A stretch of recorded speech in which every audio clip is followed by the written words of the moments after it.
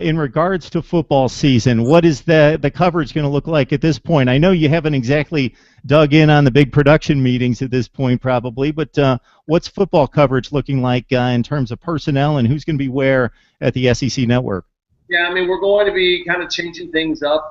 It used to be me, Dari Noak, and Maria Taylor that were going to be in studio. Now, Laura Rutledge is going to be joining us in studio, which is going to be cool because Maria Taylor, as you know, will be taking over for Joe Tessitore on SEC Nation. That's going to be a really cool fit. I think SEC Nation is going to have a little bit of a different feel to it this upcoming season. I think the first couple years it's really looked like College Game Day, and I think it's going to be a little bit faster paced now, not so regimented, kind of like a game day is. I think it'll just be a lot more kind of free-flowing. So I think we're excited about that. It's going to be great to have Laura in studio with us because, I mean, if you know Laura Rutledge, she's done a fantastic job covering SEC football, baseball. She's great. I mean, but just talking sports, she could be an analyst for us. I mean, she's incredible with the depth of knowledge that she has. So, between her, Kaylee Hartung, and Maria Taylor, we've got, I think 3 of the best in the biz that are just pretty fantastic at what they do. So we're excited about it. I mean, the next thing we have live is going to be down in Birmingham or outside of Hoover for SEC Media Days. So I'm thinking it'll be LSU and Tennessee who they pick, but I have been proven wrong before. So, Peter, y'all jump in. I guess every Saturday, you sit there and sit with the analysts and stuff. What is it like, to sit with those guys for, I'm guessing, close to 12, 13, 14 hours a day? What's the insight that they've brought in where it's kind of just maybe blown you away with the passion of the SEC players, fans that you get from these analysts that you get to spend Saturdays with? Yeah, I mean, it's a great question. Twofold, I'll answer it. One, for me, it's like the dream job because I'm just a fan that ended up getting the chance to be able to do this for a living. So for me to sit there and watch baseball with Ben McDonald or to watch football with Greg McElroy, and it's just kind of something like I kind of won a lotto every single week. I think it's pretty cool. I think the one thing I've noticed for our analysts as well, too, is that, traditionally when a lot of former athletes want to get into our industry, what happens, they think that they could just show up and, hey, they could just talk sports. And they don't understand how much work goes into it on the analyst. Like, I've got the easy job. All I have to do is basically, ask the question. No offense, Mark, because I know that's what you're doing as well today too. But I mean, I've got these guys fooled, Peter. Stop it right now. No more of that. That's what we do. We get us in and out, and whenever I start talking about, hey, let's go ahead and talk why Alabama's going to maybe struggle on the offensive line this year. Well, McElroy has looked at film. He's talked to coaches, and they know that information tenfold because they've played it, but they've also done so much homework. I think that was the biggest eye-opening thing for me is how much homework our analysts do.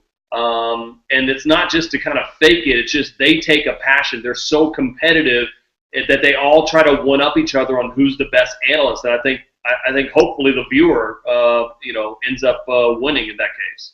Hey, Peter, it's Chad. Hoping to see you down at Media Days this year. I know you'll probably be really, really busy, and hopefully that jacket is smaller for me because if I see it. But I just wanted to kind of get you. $700. We'll make it happen. Hey, brother, I will bring you cash. We'll make that happen. All right. So I just wanted to kind of get your take. We've been kind of talking. There's been a lot of preseason All-American talk. A lot of guys that we may feel are underrated, overrated. Who's kind of sticking out to you? Like, what team that you've seen so far, maybe in the spring, had a chance to talk about, is possibly kind of sticking out in your mind that may possibly make a run this year that maybe some of these other outlets aren't talking about so much? Yeah, I mean, it's unfortunate because the ones that I've been asked that question several times, and I keep wondering who is that team that can take that next step. I mean, we saw Mississippi State take it a couple years ago because there was a Dak Prescott, right? You wonder if Ole Miss is going to be that way because Chad Kelly comes back at the quarterback position. And, I mean, outside of Josh Dobbs, really, he's the only guy that's really going to should light the world on fire. But that, you lose Kim Dichie, you lose Tunsil, you lose Treadwell, you lose so many good players. I don't know if Ole Miss can do it, and I think it's so hard in the West to come out of nowhere like an Arkansas or something like that, because Alabama's going to be good again. I think Auburn will be a little bit better. Ole Miss is still going to be solid. I think the class is still going to be LSU. And I know we've talked about it a million times already, or you guys probably have, and everyone has done it. But, I mean, Tennessee continues.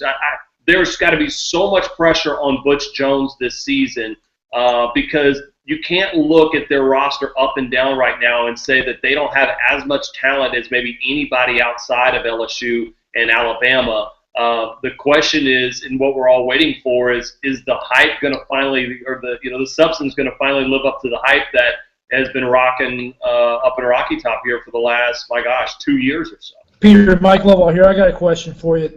But before I ask you the question, I want to tell you I appreciate your work with the JRG Foundation. That's great stuff. I want to take a look at the business of college sports. The SEC network is expected to generate $530+ million, about 35 per team plus million. The Big Ten last week secured a $2.6 billion agreement over 6 years. What do you think? How do you think this is going to affect the competitive balance of college football over the next decade? And then kind of an additional question, how is it going to affect the non-revenue generating sports as well? Well, I think that's a great question. I think we're getting to the point where ESPN wants to have as many of these college networks as possible, as you've seen the success right now with the SEC network and Big Ten media rights that just came out. I think you're eventually going to get to the point to answer both of those questions, whereas I almost feel like there's going to be a fourth division of college football, where it's not D1, D2, D3. I feel like you're going to almost get to a Division 4, which is just going to be the Power 5 conferences. And I know that it sounds weird, but just the money has become so outlandish and outrageous. I think that's the reason why people have talked about possibly having a commissioner of college football, that these power brokers, the SEC, the Big Ten, the Pac-12, if they get their network figured out, and even the Big 12, if they end up putting out a network, and so is the ACC, I think eventually that they're going to say, why do we keep the NCAA around? At this point, do we really need to have it at least for football? It's kind of like the old mafia bosses back in the day saying, hey, you know what, we don't need the government or the police to make the rules. We're going to sit here at the big table. If the 5 families come together, and we're going to decide what rules that we play by. And I think you've seen a little bit of that in NCAA, with the autonomy rules and whatnot. But I think with the amount of money now, I think finally the conferences are going to say we don't need the NCAA. On the side of it, they do need the NCAA for the non-revenue sports, right? So how can you balance both of them? I mean, there's no doubt that every single coach of non-revenue sports comes to us at the SEC network and thanks us profusely because we're putting gymnastics on air. We're airing track and field. We're showcasing swimming and diving or other sports. So at the end of the day, everyone to a certain extent makes not necessarily money, but has a lot more success because now there's a lot more funding to go around to say, hey, the golf team now is a little bit better, or they can do all this other training facilities.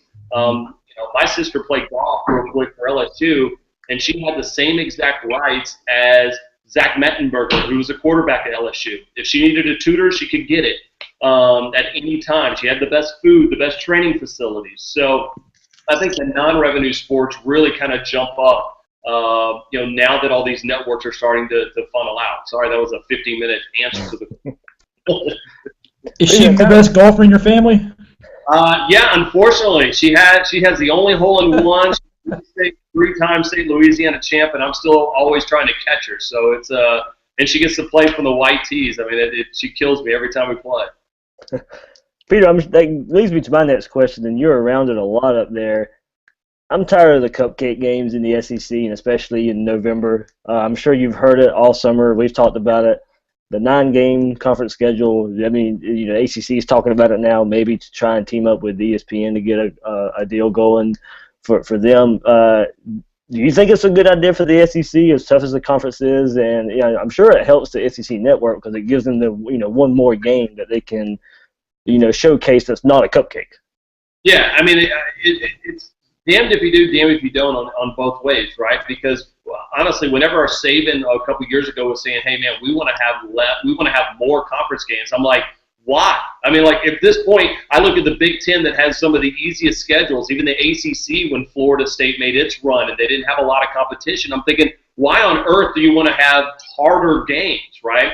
But at the same point, I'm selfish because I like when we have the conference games. I like when we have good games. But I think it's unrealistic, and I'm biased because I'm an SEC guy. You're probably biased as you see all the Florida Gators gear stuff in there, is that I think it's unfair for SEC schools to beat up on each other every single week and then not have a easier game on the schedule, McNeese State or App State or somebody like that. So I don't know. I am torn with it. I know it's in basketball. The scheduling has changed a lot because the SEC has really struggled regarding getting teams in the tournament and the quality of play. But for football, I don't know.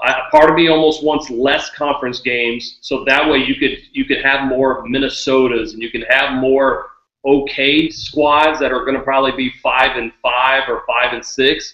And you get more respect than when everybody makes fun of the SEC when you play Northeast Louisiana or whatever. Peter, I probably didn't set the table for you well. A lot of the discussions we get into, it's 3-on-1. So I really didn't need it to be 4-on-1 when you made that disparaging comment about the Big Ten, but I'll take it anyway. Hey, listen, we had to go ahead and do it. Listen, to the Big Ten, I mean, now you're looking, at least I'm glad that what Harbaugh is doing, right? I mean, Harbaugh, I don't think he's great. I'll take this back. I said a long time ago, I didn't think he was great for college football, but I thought he was great for the media of college football. But if he helps bring the Big Ten out, competition is great. So I'm all for it. Hey, Peter, we could talk all night with you talking SEC football. We appreciate you stopping by. I'm going to make one more comment, and you can tack on to it as well in regards to the reason I think that the SEC network works beyond the obvious, that football's king in the SEC and SEC football is the best in the country, is that I have conversations a little bit more than the other three in regards to other conference shows that I do and guys that I talk to. And the ACC struggling to put together a network. They don't know if it'll be viable. The Pac-12 has struggled to a certain extent in getting subscriptions because it's not as popular on the West Coast. And if you look at just the programming time, everybody focuses on football, but that's only 14, 15 weeks a year for a Saturday and maybe a Thursday night. It's where do you fill up the rest of the programming schedule, and are people going to watch that? And I think that's where the passion and the interest and the knowledge of the typical SEC fan trumps the other leagues, is that they're engaged in the rest of that programming, the non-revenue sports, and also just the historical shows, the documentaries, and those do extremely well on that network, and it shows the passion of the fan base.